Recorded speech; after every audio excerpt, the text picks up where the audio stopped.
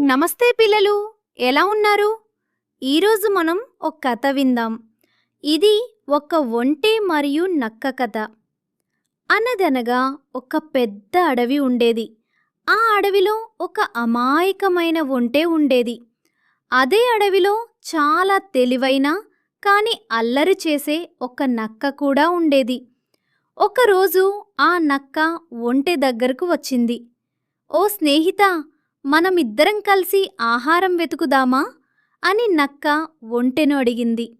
అలాగే స్నేహితుడా అని ఒంటె ఒప్పుకుంది. అడవికి అవతల ఒక రైతు పొలం ఉంది. అక్కడ చాలా రుచికరమైన పంటలు ఉంటాయి.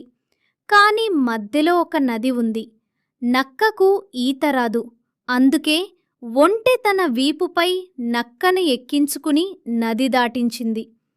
ఇద్దరూ రైతు పొలానికి చేరుకున్నారు. ఒంటె నెమ్మదిగా పంట తింటూ ఉంది. నక్క చాలా వేగంగా తినేసింది. ఆహా, చాలా రుచిగా ఉన్నాయి అన్నది నక్క. తిన్న తర్వాత నక్కకు ఒక చెడు అలవాటు ఉంది. అది పెద్దగా అరవడం ప్రారంభించింది.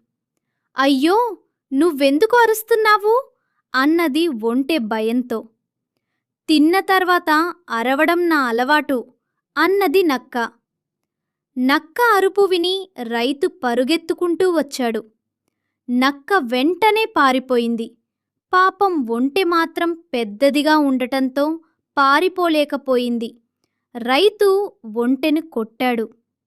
ఒంటె, నా స్నేహితుడు ఇలా చేస్తాడని అనుకోలేదు అని అంటుంది. తర్వాత ఇద్దరూ తిరిగి నది దగ్గరకు వచ్చారు.